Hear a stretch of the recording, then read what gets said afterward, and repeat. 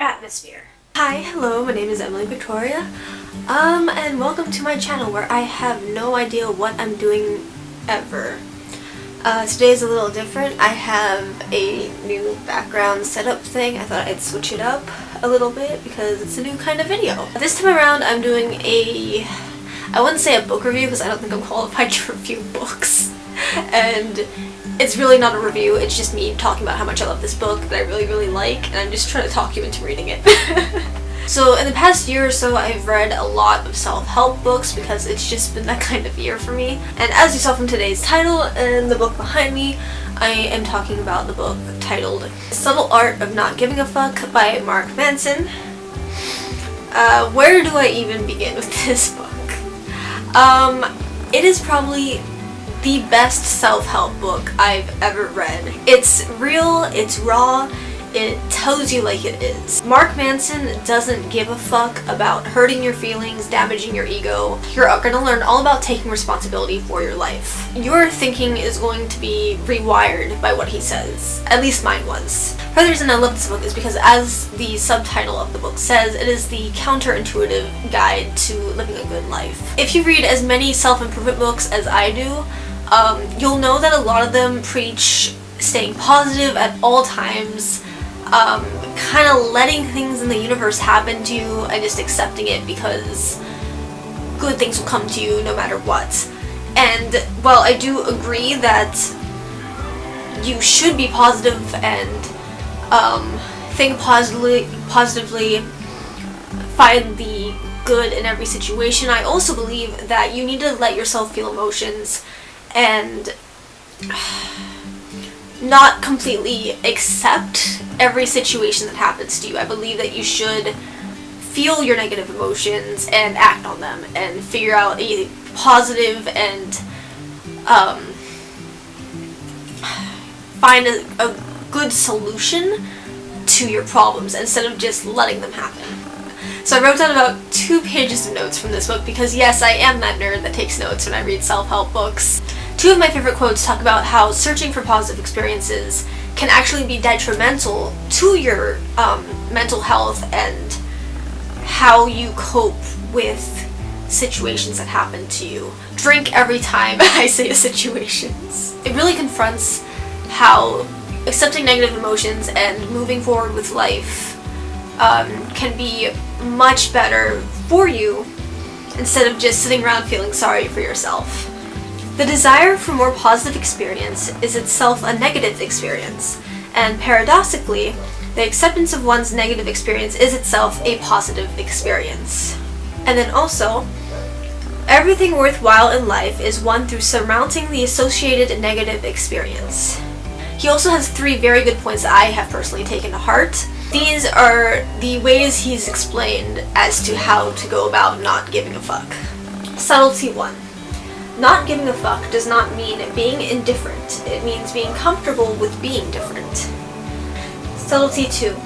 To not give a fuck about adversity, you must first give a fuck about something more important than adversity. And subtlety 3. Whether you realize it or not, you are always choosing what to give a fuck about. And basically what this means is that you need to pick and choose your battles, essentially. You're wasting precious energy getting pissed off about things that don't even matter. You are making the struggle for yourself, and you ultimately choose how you react to situations. And that's just part of being an adult. Which brings me to another quote.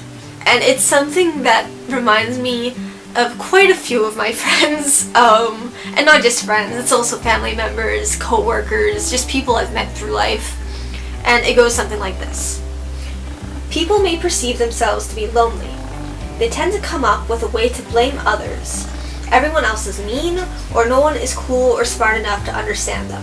And thus, they further avoid their problems instead of seeking to solve it.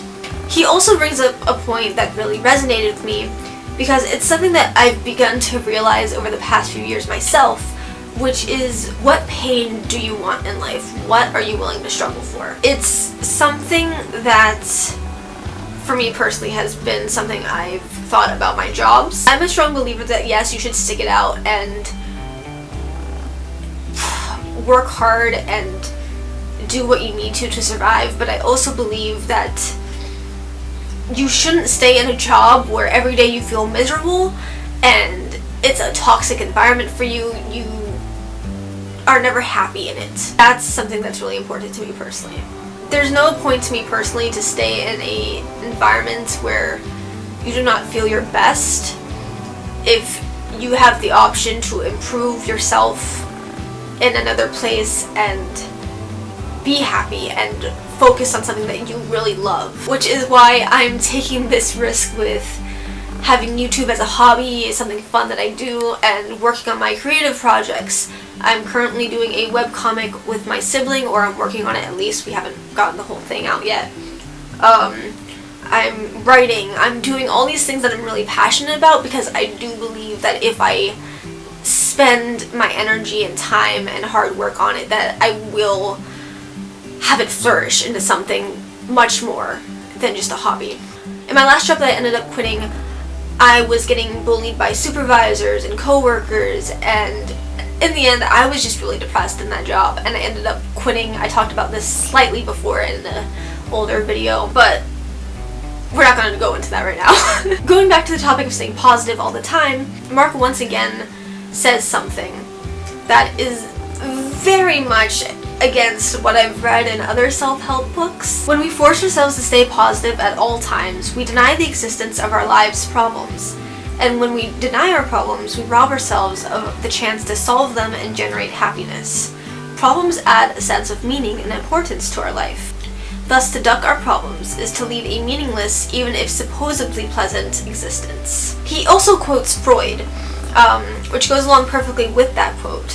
One day, in retrospect, the years of struggle will strike you as the most beautiful. And again, that really struck me, because it's something that I think not everyone realizes. While being positive is a good thing, I really do think it's unrealistic and unhealthy to be positive 24/7. I do believe being positive and living a happy life and being thankful for what you have in the present moment.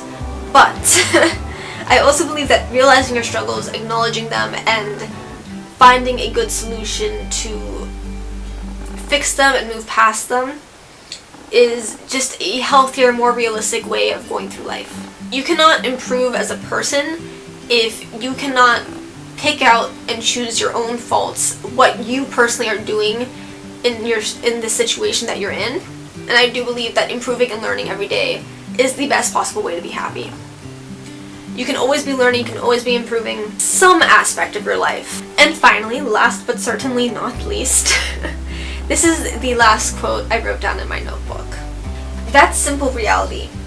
If it feels like it's you versus the world, chances are it's really just you versus yourself. My quick take on what this means is that, yeah, we are our worst enemies. We have a tendency as humans to victimize ourselves and think that everyone around us is at fault and none of us can take responsibility for what we do wrong and our own actions and what we say. I think that's what we can all improve on, is dissecting our problems and facing them head on. And I think that's just something that a large percentage of people can improve on, is taking responsibility. That being said, it's time for final thoughts. What do I think about this book? It's fantastic. It's a must-read. It's something that I'm definitely recommending to people constantly now. It tells you like it is, it doesn't pull punches, and it's just freaking hilarious. There's a part about this superhero that Mark made up called the Disappointment Panda, and now the image of a panda in a sombrero breaking into my house and sipping margaritas is forever burned in my mind, so thank you for that, Mark. And that's it. That's the weird book chat that I had for today. I don't know if I'm gonna be doing this all the time. It's something that I like to do. I like to talk about books. Books are everything to me. So if you've read this book, let me know. If you're going to read this book, please let me know what you think, because I would love to talk to other people about this. The next book that I have that I just requested from the library and luckily came in is a collection of plays by Anton Chekhov. I don't know if I pronounced that right. I'm sorry. I don't know if I'm going to be doing a review of this because it's just a collection of plays and I believe short stories. No, just the plays. But hey, if you want me to, let me know. It'll give me more fun things to talk about, because I've never read any of his work, even though I've been meaning to this entire time. So, anyway, if you stuck around to watch this, thank you so much. I put out videos whenever I come up with an idea and I have time to film. I don't have a schedule, sorry. If you like this, thanks, and maybe I will see you next time. Okay, bye.